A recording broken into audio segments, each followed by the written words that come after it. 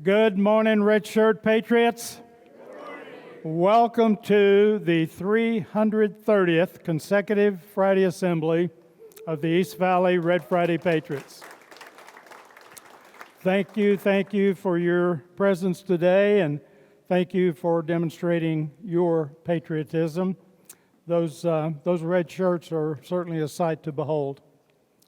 You know, we're elated to have you join us this morning to pay tribute to America's deployed service members, and you can bet your bippy our warfighters are appreciative of your dedicated support as well. Now, most of you are aware that I was born and raised in the little town of Orange, Texas, in southeast Texas, located right on the Louisiana state line. My father owned and operated a pawn shop in downtown Orange on Green Avenue, main thoroughfare going through town. And as a youngster, I spent much of my time in that shop learning the trade and assisting my pop with a host of tasks. And that experience taught me much about responsibility and the importance of customer centricity. My pop was an excellent tutor. Well, more recently, I began writing song lyrics, and some of my life's experiences, I'll have to admit, I thoroughly enjoy writing these lyrics. And if you'd permit, I'd like to recite a song I wrote about my experience while working in my pop's pawn shop. Is that okay? The name of the song is Cold Hard Cash. An old man owned a pawn shop. He sold guitars, guns, and tools. Big old sign said, "Hock it here, top dollar for your gold and jewels." He never made much money making loans and selling stuff, but those pawn shop doors stayed open from dawn till nearly dusk. Most days he'd have a stranger walk in with a wedding band. "Give me cold hard cash, can't take it no more. I've had all I can stand." They'd share their broke heart stories about love lost and gone awry. The old man respectfully listened because they often broke down and cried. Every now and then on Friday, caddy pulled up and stopped. Out stepped a man in a dark blue suit, came to visit that old pawn shop. He'd walk up to the counter, pull a small scale from his case. He'd sort and weigh those bands of gold, a hard look on his face. When he wrapped up business, shook hands and shelled out cash, he'd stroll out to that caddymobile and be gone in an instant flash. I'd turn and look at my dad, tears running down his cheek. Those gold bands and sad stories and broke hearts made him weep. Most days he'd have a stranger walk in with a wedding band. "Give me cold hard cash, can't take it no more.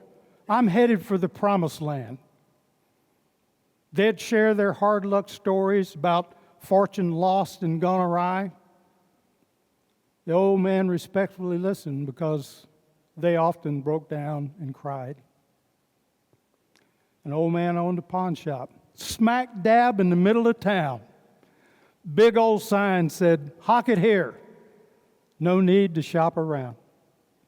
You think I need to continue writing lyrics?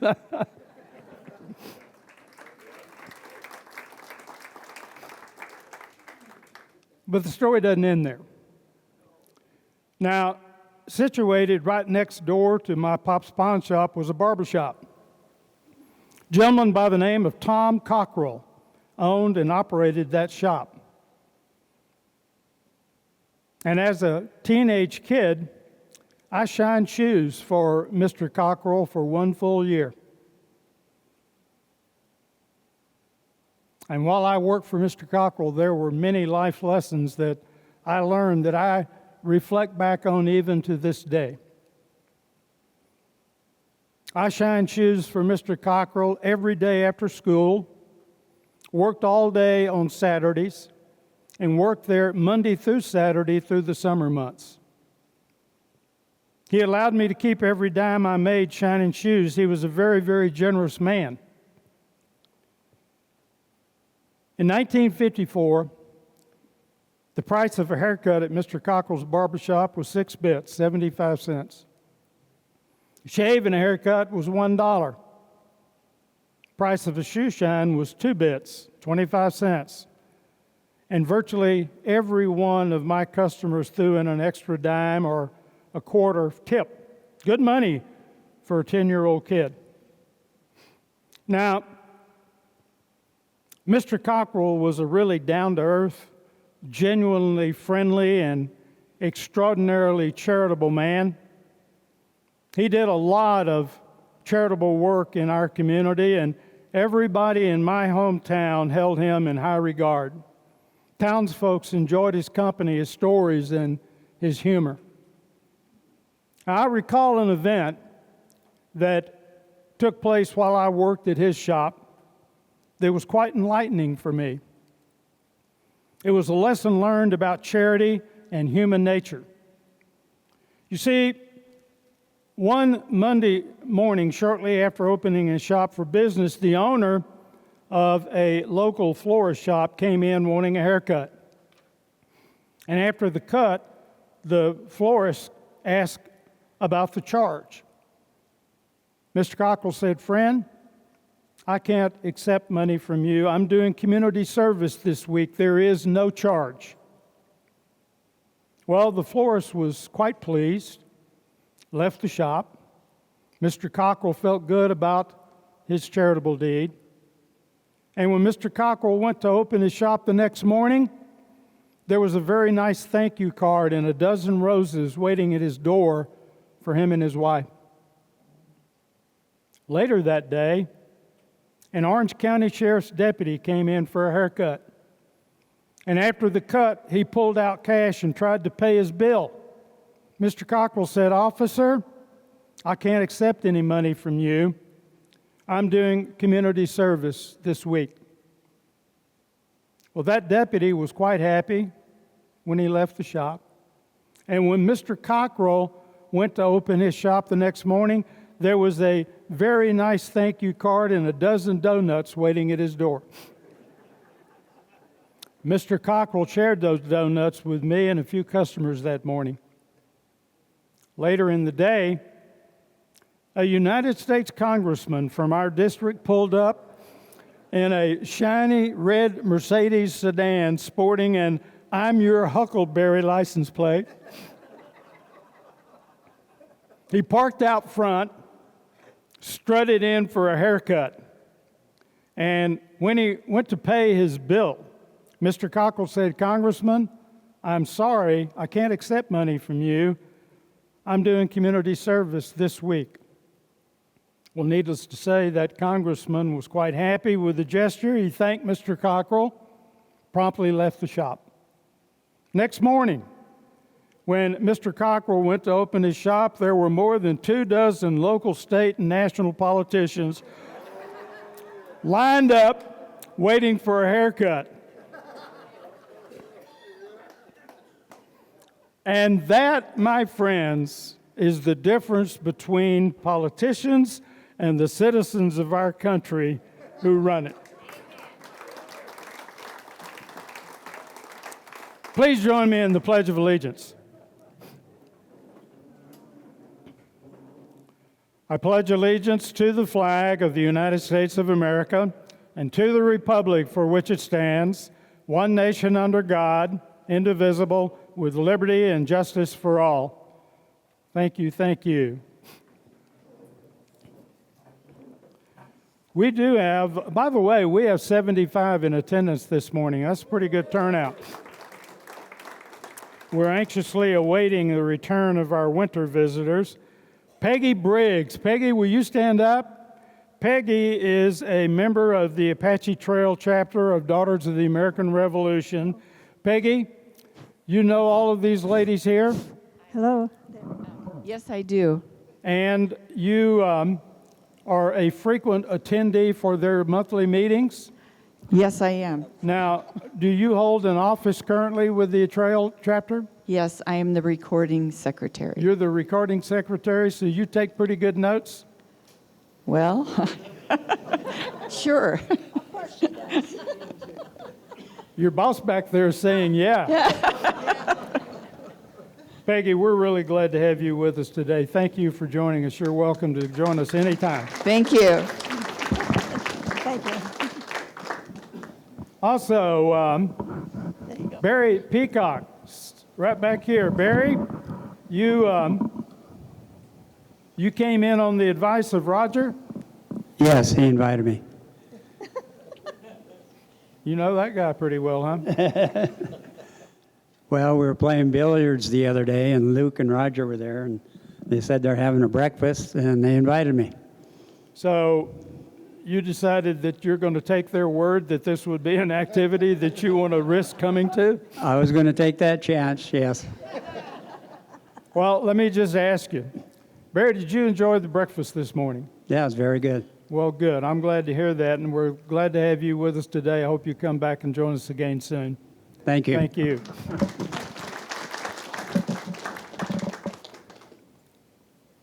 And then we have Mr. Russ Harper. Russ, will you please stand? Russ is a friend of John Jones, and John brought him over here this morning. Russ is a Navy veteran, having served 1974 to 78, and 82 to 99 in reserve, so you are a retired Navy. I'm a lifer, yeah. Now, you are a boiler technician in the Navy. Yes, sir. You were down below deck. Bottom of the boat. We got another one or two back here. Hey, snipes. You guys need to hook up. Now, I understand that your father here in the Valley was a commander of one of the American Legion posts. Is that correct? Yeah, I can't remember the number of it. It was 257, I think it was. Okay. In Mesa. In Mesa. And then you yourself, where was it, in Ohio? Yeah, I was a VFW commander. You in were Ohio. VFW commander, so you have quite a bit of background on experience in how these particular organizations function. Yeah, and want to stay away from the politics, too. You want me to introduce you to Mr. Cockrell? Glad to have you with us today. Thank you for joining us. Hope you return. Can I have a hoo-ah for these first-time visitors today? Thank you, thank you. You know, I think we all realize the importance of keeping alive the memory of our armed forces battle heroes, many of whom arose from World War II era. Their heroics can never be overlooked because often it is as a result of their valorous actions that other warfighters have survived. Their stories must live on, and we cannot relegate their heroic feats simply to a dust-laden annal of history hidden away in the bowels of a library seldom accessed. This morning, I wish to share with you the story of one such hero, a story with a rather unique ending.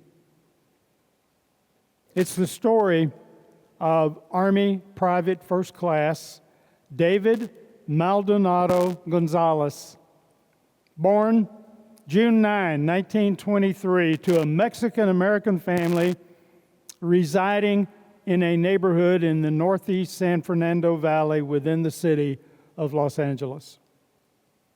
At 20 years of age, Gonzalez was working as a semi-skilled machine shop.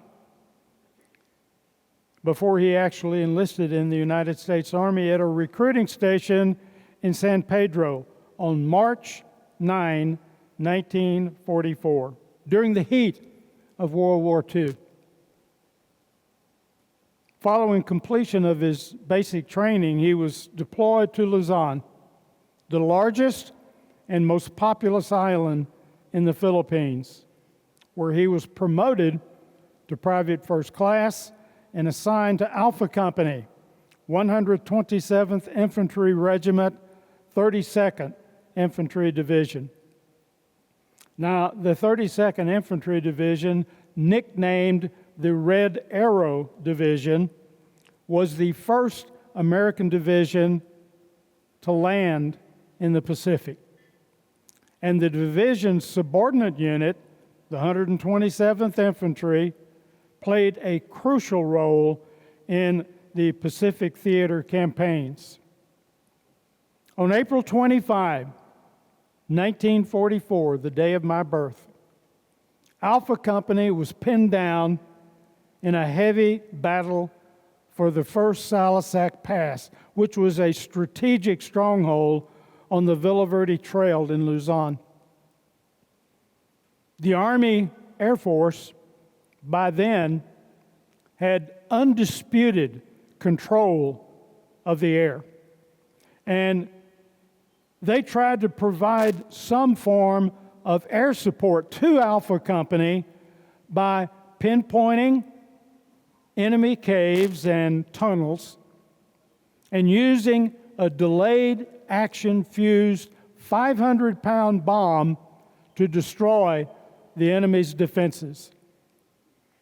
However, as Alpha Company advanced, one of those 500-pound bombs fell short of its intended target, and it exploded on Alpha Company's perimeter, burying 5 soldiers. PFC Gonzalez immediately grabbed an entrenching tool and crawled 15 yards uphill, unmindful of the intense sniper and machine gun fire over the open ground. There, he found his company commander, Captain Sheldon Danley, already there, trying to dig up his men just before a burst of machine gun fire killed the captain. Gonzalez rushed up to take the captain's position and used his entrenching tool, his helmet, and his bare hands to find his entombed comrades, pulling one of them, still alive, out of the sandy earth. Gonzalez realized that attempting to rescue the entombed soldiers while lying down was far too slow.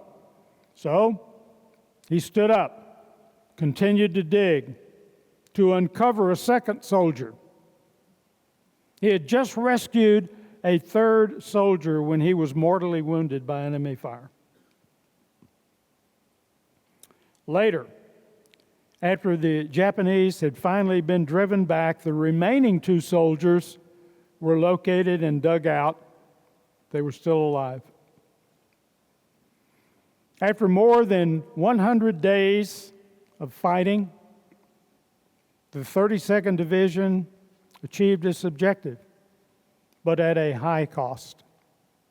It had suffered 825 men killed, 2,160 wounded, and 6,000 troops evacuated from the front line due to disease, malnutrition, and battle fatigue during that 100-day battle, while the Japanese withdrew after suffering 5,750 casualties.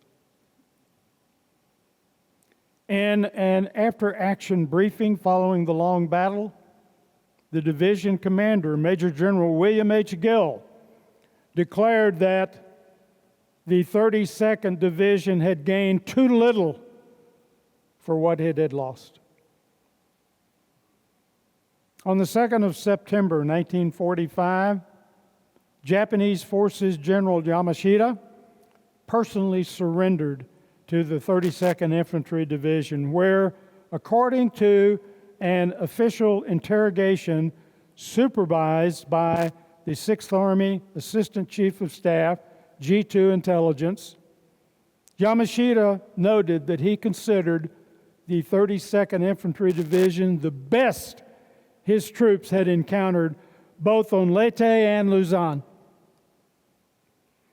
According to General Gill, the Japanese surrender was a glorious finish to a long, bitter struggle.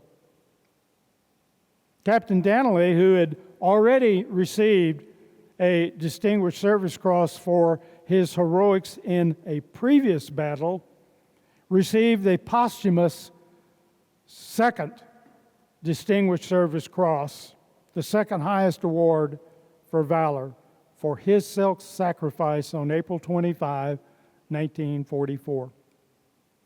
And soon, after the end of World War II, on December 8, 1945, President Harry S. Truman awarded a posthumous Medal of Honor to PFC David Gonzalez' family, which included his mother, Rita Gonzalez Duarte, his wife, Stephanie, and his newborn son, David Jr.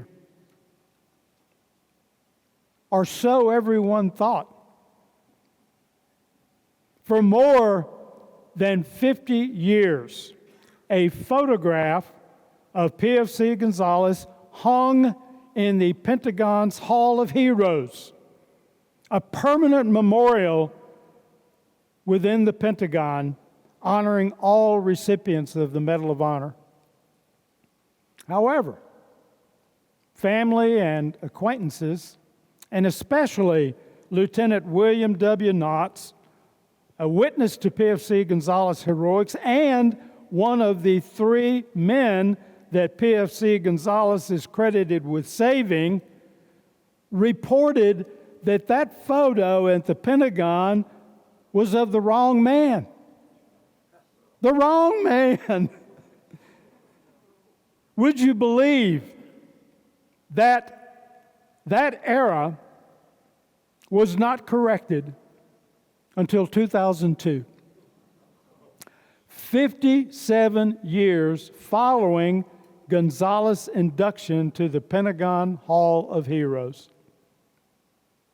Following the war, PFC David Gonzalez' remains were transported home on a funeral train on February 2nd, 1949.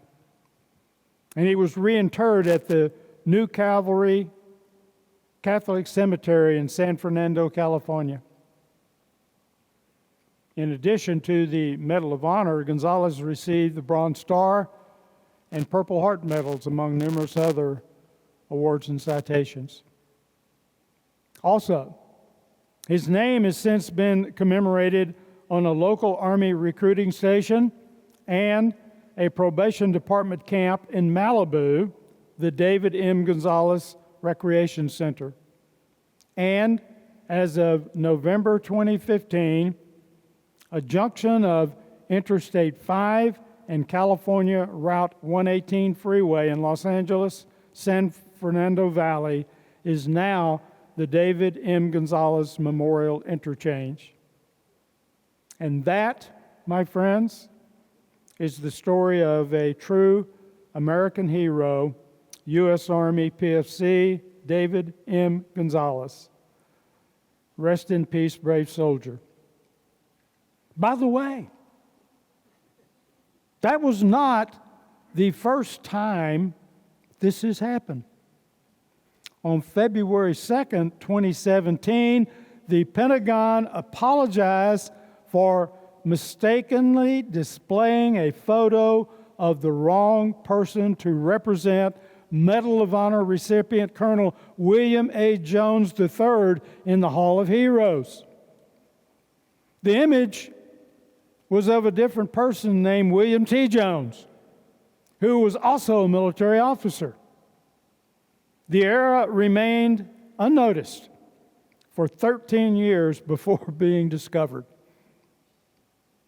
Now, The Army has a term for these kind of mishaps, not to be repeated in mixed company. But as I recall, the acronym is FUBAR. Folks, I think it's time for some show and tell, and we do have quite a few folks that have brought in some displays up here. So first and foremost, I'm going to start right here. Who is the owner of this tape? Come on up.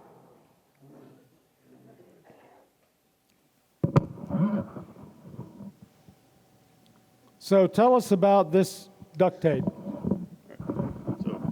This is nuclear-grade duct tape. From one plant on the USS Enterprise, 2010. On the inside, you'll notice there's an expiration date of April 2011. Something I didn't know about duct tape is that it expires. Who knew? But what's special about this is that regular, just plain gray silver duct tape has chlorides in the adhesive. When you're doing level 1 maintenance on materials that have been exposed to radiation and metal that has been exposed to neutron embrittlement, you don't want to introduce chlorides because, well, bad things happen. This doesn't have chlorides in it. So anything on the other side of the yellow line better have red tape on it. And that's it. So cool, so cool. Do you have a radiometer that you can check me out now? Not anymore. Thank you, thank you, thank you. Very interesting story. And someone brought a envelope and a letter here that has a lot of character to it. That means it's been around for a while, and probably a number of folks have had access to this. Nan, why don't you come up here and tell us a little bit about this?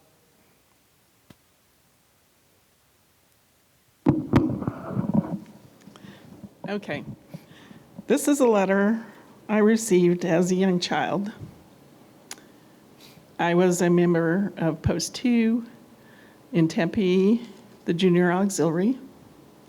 And in 1970, we prepared ditty bags for the troops in Vietnam. And we put in a card with our name and our address. And I received this letter. And I'm going to read it.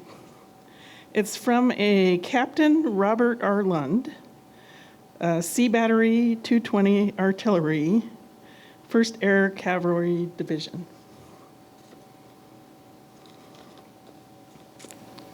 It is dated 25 December 1970, Christmas Day.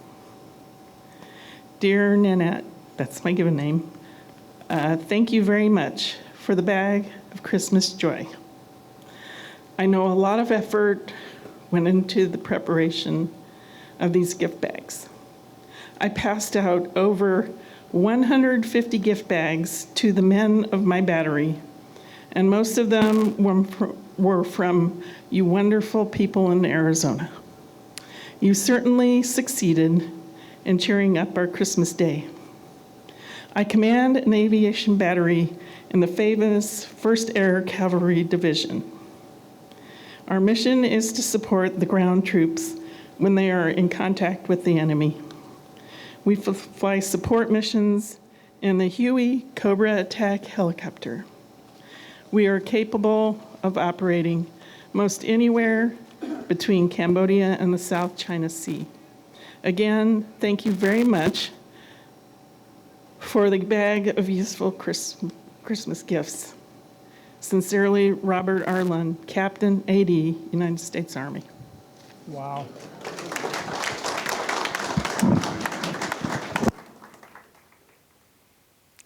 I can see why you have held on to that for all these years. 55 years. 55 years. Thank you for sharing that story. Appreciate it. Also, we have a shadow box up here. Who does this belong to? Come on up, Eric. Eric, I'm just going to ask you before you, are these prophylactics that I see in here?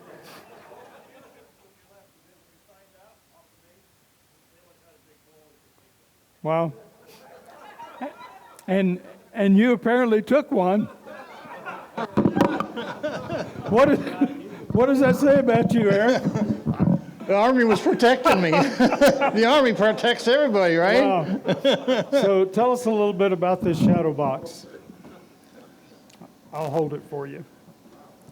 So up here is the military payment certificates that we got paid in back then. A little section of this sandbag I filled on Cameron Bay. That's Vietnamese money, and oh God, what was that? They used to put these out to get the God, what was that thing to get those guys to surrender? I can't remember. Anyway, Propaganda leaflet. yeah, propaganda. It was telling the Vietnamese if they surrendered that we would treat them right. And then the rest of this is sea ration stuff. There's a helicopter saying punji steak. Up in this corner is the flechettes that they used to fire out of the rockets. And then the rest of this is sea ration stuff, cigarettes and toilet paper and all that kind of stuff there. So that's where that came from. So you have a roll of toilet tissue. Yeah. You have a 2-piece package of Chiclets gum. Very important. Even more. Very much so. A 4-pack of Winston cigarettes. Unopened. Yeah, and you've got matches that are somewhat waterproof. Yeah. Okay, and a pack of prophylactics. That's interesting, Eric. It was always in the orderly room. They had a bowl of them in the orderly room, so they didn't bring back anything with you. Oh, I see that you also have some of the packets in here: salt, pepper, sugar, etc. Yeah. Superb. If you've never seen what actually comes in a pack of sea rats, this is a good example of a few of the miscellaneous items there. And what do we have here? Well, during my time, if you had a rough time, drill sergeant didn't want to hear it, they'd hand out these cards. It says tough situation, but it doesn't really mean tough situation. It was a tough situation card, and you could go see the chaplain. And it has little punches on there. All the way around, you could go see the chaplain. And so on there, they've got an outhouse and a bunch of guys standing. It says, "Still full, boys." I got that basic training. So I have never in my life seen one. This is fantastic. My first job when I was 16, I worked at a textile plant, 1964.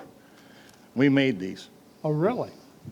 Little did I know in 1969 I was going to be in Cameron Bay right next to a Green Beret filling these things out on the beach. I'll be dang. Very interesting. What do we have here? Newspaper, Stars and Stripes newspaper, February 1968. Yeah. It's got a little thing there from LBJ. And let's see. I thought it'd have something from Nixon on. Oh, it's got a thing about the Marines in case on. And, oh, yes. So Greenland was in the news back then, too. They're still in the news. So they had things showing in Greenland. They always had a big double-page thing in these things. So I tried to hold on to as many as I could. So you do have multiple copies of these Yeah. publications? Yep. Superb. Yep, I do. Some wonderful memorabilia. The best ones from July 1969, they've got a color front page when they landed on the moon. Superb. Thank you for sharing, Eric. Yeah, thanks. Grant, I think this is yours, is it not? What have we got here? Well, basically, a couple of weeks ago, I took my family to San Diego and we decided to visit the wonderful USS Midway. And if none of you have ever done that before, it's well worth it. I've been to San Diego quite a few times, but one of the things that was interesting to me is the nice things that they provided for you if you wanted to spend some money. So anyways, if you'd ever like to know what my family looked like, this is us over here, and this is what's called a shooter over here, and that type thing on top of the Midway. Has anyone been on the Midway? All right, that's what I love to see and talk about. Also, this guy that's a shooter is embroiled, and of course I'm an Army guy, and I do hate to hold on to these Navy things, but anyways, this is what it looks like on one side or the other, so that's kind of nice for it. And I'd like you to come up and see it. Also, I had a little situation here that I had something here I just had to buy.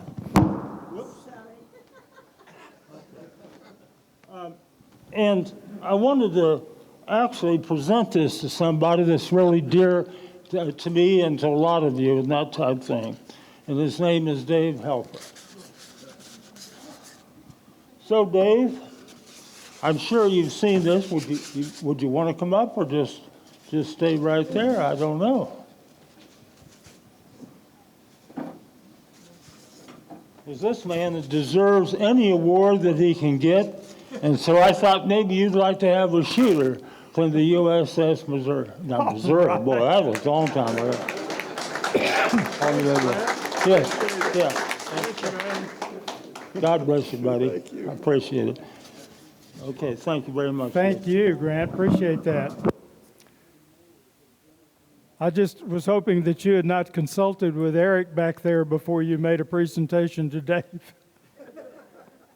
I didn't know what he may have given you out of his case here. John, come on up and give us a little idea about what you have here on display.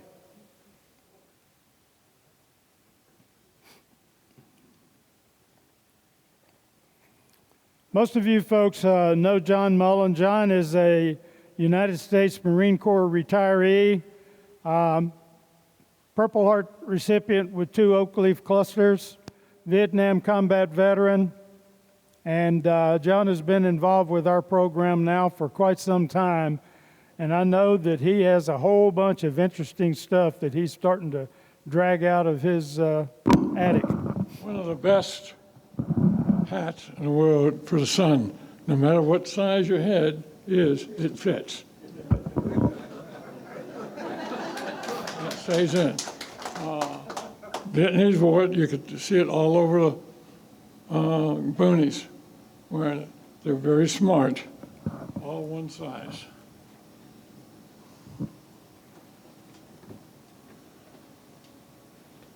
Here is my, not mine, but one like it, pack that we wore over in Nam. And we carried a lot. Now, the bottom pack was when you were traveling on departure for out of state, you carried skivvies and uniform, extra set. But all I wore over in Nam was the top one. You see the canteen on it. We probably carried about 5 canteens and filled them up about twice a day over in Nam. We got them right out of anywhere we could get them. Rice paddies. A lot of guys wouldn't put their water purification pills in, so they got sick. That meant they were back main side for a couple of weeks. Pretty smart. They could eat regular food instead of sea rats. And the canteens, just fantastic. This is an old metal canteen that we had. And I think everyone knows what this is. This is oh, yeah. This has everything in it. And this is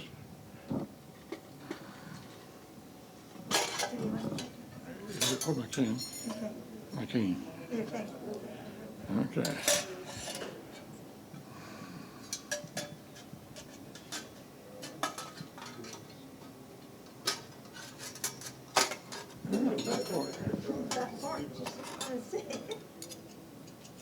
This is everything. Oh. they brought the food to us out in the field. This is what we had. And they did away with them, I think. Just like cigarettes, we used to get a whole pack of cigarettes in our C rations. And I never ran out of cigarettes in Vietnam. I smoked Camels. And all the younger guys had to have the filter chips, Marlboro. So I never ran out of that. And I never ate ham and lima beans out of C-rates. But my radio man did. So he was the youngest, one of the youngest, so he got up to pick up his C-rats. So I told him what I want, ham and limas. No. Gave him what I wanted, and he loved the ham and limas.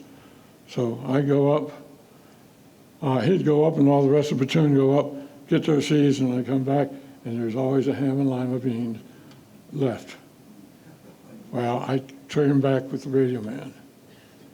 Now, he got hit with me,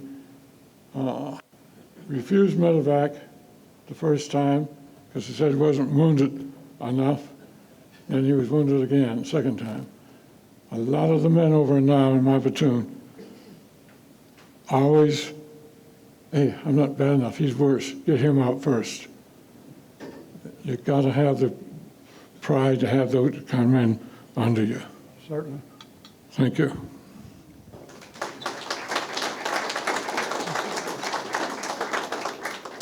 I'm sure that many of you have one of these in your possession. John published this book several years ago. It's called Loner, a Memoir of Vietnam. And these were his experiences while he served in country. It's a fascinating book, fascinating experiences. And if you have interest in purchasing one of these books, John would certainly take your money. Thank you for joining us, bringing that in, John.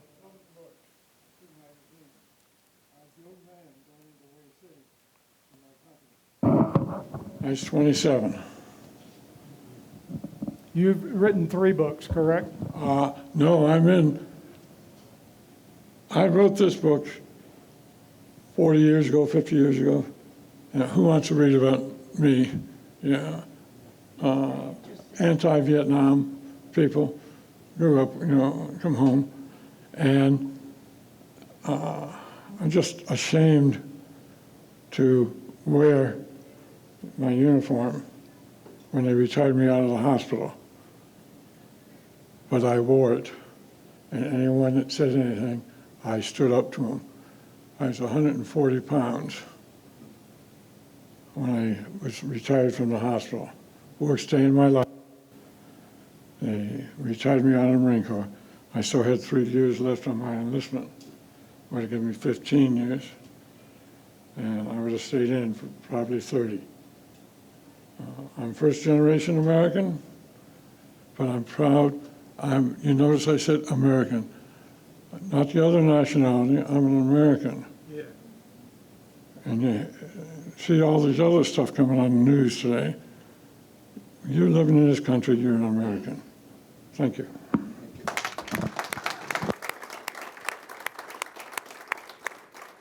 Those are some wonderful items that you guys have brought up here to share with us, and my intention is that we'll do one of these show and tells monthly. So start digging through some of those whatchamacallits you got stored away. Oh, wait a minute. You did have a brochure you wanted to share with us, Eric. Please go ahead. You didn't bring it up here? Okay. I'm from Army Aviation Heritage Program at Falcon Field. We're beginning our flying for this year next Saturday at Falcon Field at Flight Trails Helicopters. We're doing Huey and Cobra flights, and starts at 9 o'clock and goes till the last dog's out there. So we're doing Falcon Field next Saturday the 4th, and after that we're going to Payson, doing up to Payson Airport. They're going to be flying out of Payson Airport, and so on. If you're interested in a helicopter flight, I've got some cards that I can leave here and tells you. We've got the basic flight is out over Salt River and Red Mountain and back. They're going to also do a flight later on, Salt River, Red Mountain, up to Canyon Lake and back. So that's in the future. So if you're interested, Superb. thanks. And if you've never taken a helicopter flight, that would be an opportunity to do so. It's a exciting venture. Yeah, the Hueys with the doors off, the Cobras, you get to sit, at least with a Cobra, you get air conditioning, so. Thank you, Eric. Appreciate it. Dick Broadcord? Dick is a United States Air Force 03 captain, and I'm anxious to see what you brought in for us. Yes, I will. This is my memory. They're a bit small, but I couldn't bring the real ones because the real ones are 14 stories high. They weigh 1.4 million pounds. And when they go off, they produce 2.5 million pounds of thrust.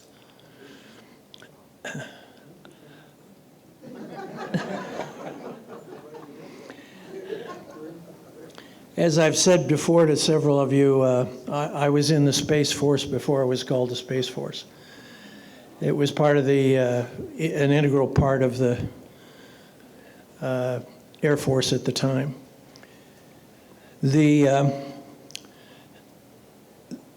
use of these, as I've said before in the group, produced mostly in the beginning years the development and launch and activation of communication satellites.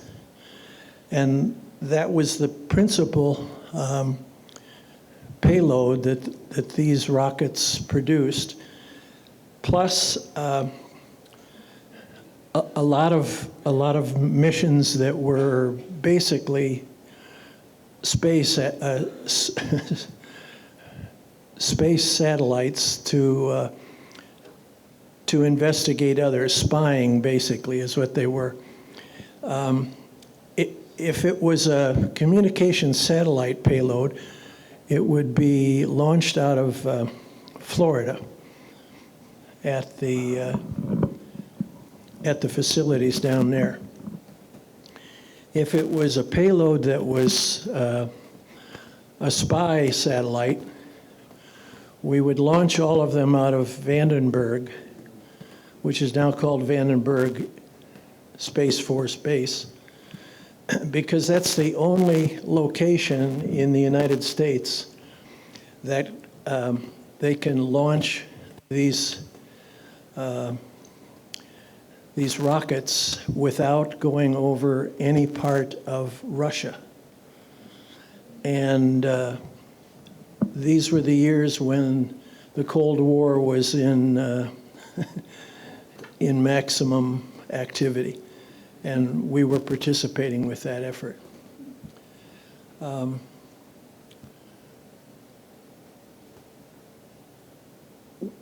We were able very often to produce communication satellites, as I mentioned. The very first mission that this rocket took on, and the very first communication satellites for the military, was on July 16th of 1966.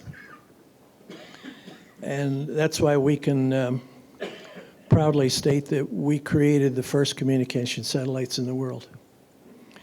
In 1972, the Pentagon did something very unusual. They thought that the technology that we had developed and was using was so fantastic benefit to the whole country, and it wasn't just military, that they made all of the technology a public property. and less than 18 months later, CNN came into existence using our technology. Interesting. Interesting. That's who we are. Thank you, Dick. Yeah. Thank you.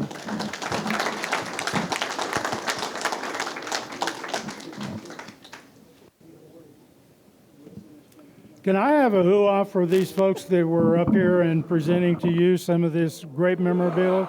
Thank you, thank you. Did a great job. You know, I want to take a moment and share with you a few announcements. I want to remind you that, again, that a veteran stand down is scheduled for Saturday, October 18, from 8 to 4 here at this American Legion Post 27. There'll be multiple veteran resources and services that will be manning on-site booths here, so may wish to mark your calendars and come out and check that out. Jim Kenyon and I will be manning a Red Friday booth here in hopes to attract some new prospective members for our Red program. And also, we've announced both here and via email about this year's Southwest Veterans Foundation Patriot Ball. That features a welcome home celebration honoring all Vietnam veterans. It's to be held Saturday, October 25th from 5 to 10 p.m. at Point Hilton, Tapatio Cliffs Resort in Phoenix. And we already have several of our Red members and their spouses who've made reservations for the ball. Really encourage you to join us. If you wish to make a reservation, when you leave today, there will be a slip of paper back here with the contact's name that you can either call or email. They will be very responsive in reference to confirmation of seats that you have asked for. After all, this is for you, our Vietnam veterans. It's a great opportunity for you to be honored. So if you are a Vietnam vet, free tickets are available. Sponsors have paid for those tickets, and those tickets cost those sponsors $165 each. So it'd be a very good opportunity to meet, greet, and be honored for your welcoming home. Additionally, we have our Red Friday generic business cards at the exit today. If you need a couple of those, feel free to ask. They'll hand those to you. They were printed for you to distribute to prospective new members.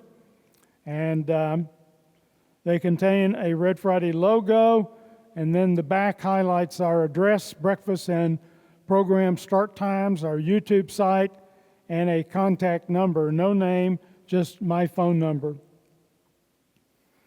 Also, Nancy Fassbender has been diligently, and I mean diligently, working to arrange for guest speakers for us over the past several months, but has also arranged for several guest speakers to join us over the October, November, and December months. We've got guest speakers scheduled for October 3rd, next week, October 10th, October 17, October 31, November 7, November 14, November 21, December 5th, and December 19.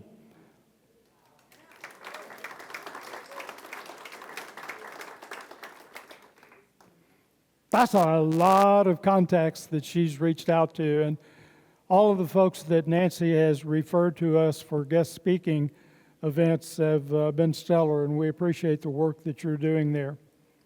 By the way, through the efforts of Barry McDonald, we have an excellent local source to print either T-shirts or polo shirts with our new East Valley Red Friday Patriots graphic. Now, We plan to have all the details, options, and pricing available for you by next Friday, but what this means is that if sufficient numbers of you wish to place a order and submit payment with the order for these shirts, we'll have a more consistent program than if you as individuals attempt to order one at a time. I have some preliminary information. We are going to have these order forms available for you next Friday to complete, beginning at breakfast time and after the meeting. Let me give you an idea. Do you like that? You know our round circular logo? This will also be available to print on the left breast pocket, left breast area. A men's or women's polo shirt. This is not the shirt they sell. I took this shirt to them to print, and Hank has on one that they printed for her. But a men or women's polo shirt, $35 each, includes the left chest logo and the full back direct-to-film East Valley Red Friday Patriots design. A unisex, male or female, t-shirt, a women's V-neck or a women's crew neck, $26.50 each, includes the left chest logo and full back design. If you do not want a left chest logo, the cost will be $21.50 for the ladies' shirts, $30 for the men and women's polo shirts. They have these shirts available in extra small to 5 extra large. And if you require anything beyond a extra large, there's a $2 extra fee. Now, the local company that's doing this for us here in Apache Junction also prints the shirts for the Apache Junction Police Department and some of the other first responder groups here in the area. The shirts that they sell are a very good quality shirt. And it's the same shirt that the police department here wears. So it's a good quality shirt, durable, and we will have all of the specs for you, which I already have, next Friday as far as chest size, measuring to get the right size, sleeve length, etc. But I'm looking forward to that. I hope that you guys will be looking forward to getting some of these custom logo shirts in.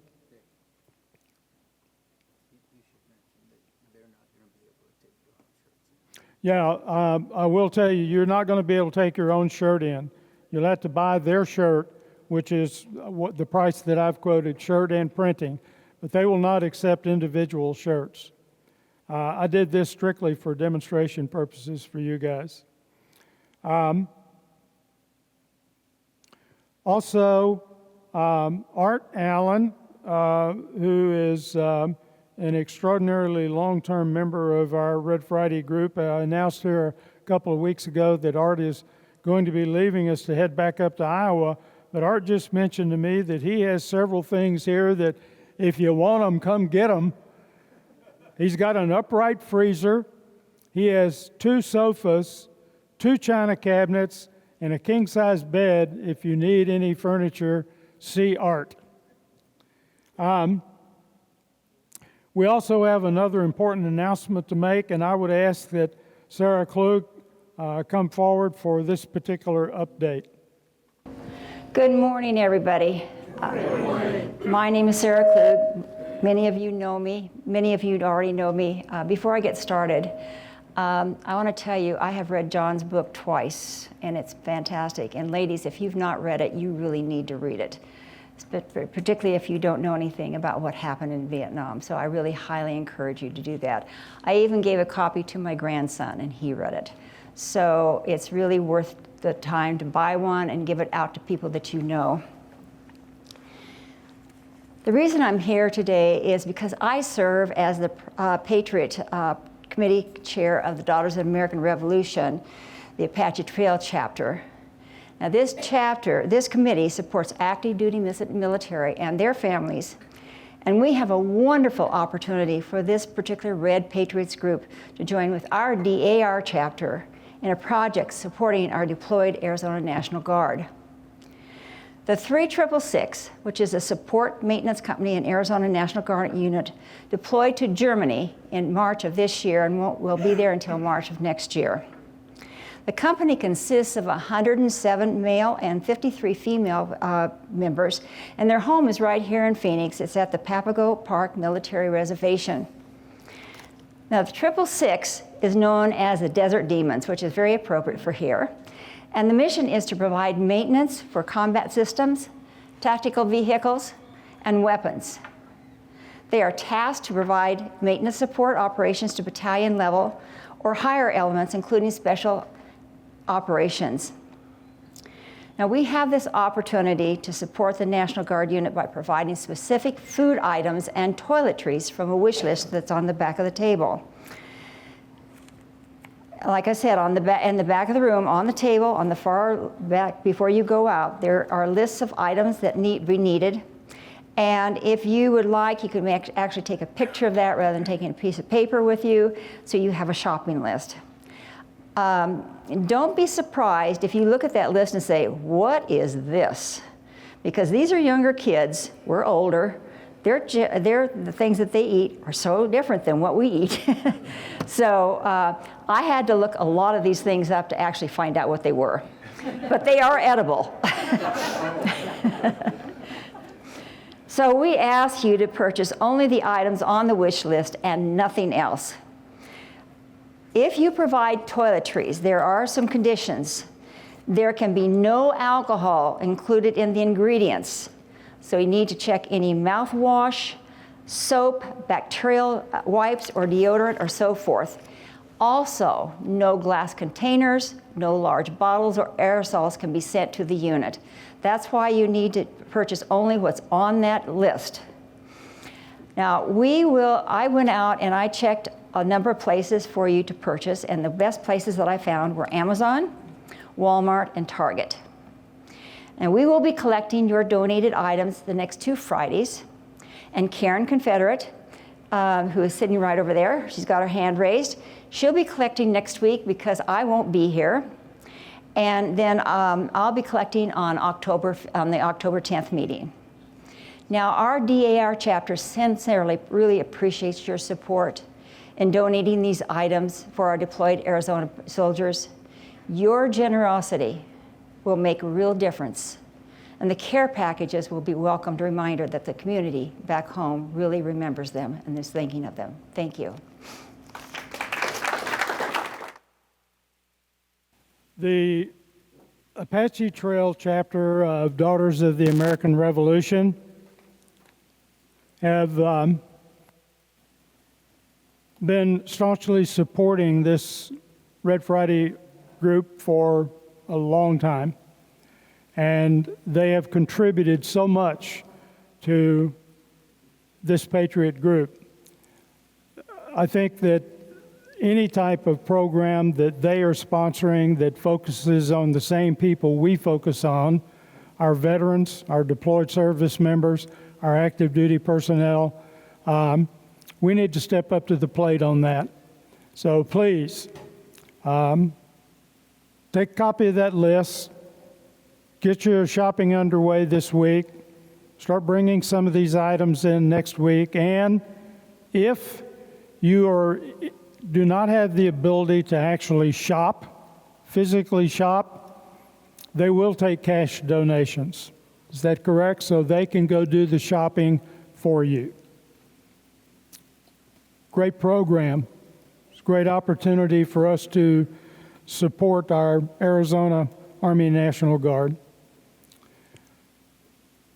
To our guests, thank you for joining us today. We sincerely Hope that you'll return to share in our camaraderie and support our mission. Please know that you'll always be welcome at our Red Friday assemblies. And as a final reminder, let's not overlook the importance of our Red Friday mission to keep our deployed warfighters in our thoughts and prayers, and to continue to demonstrate our support for these fine men and women. Thank you and enjoy your weekend.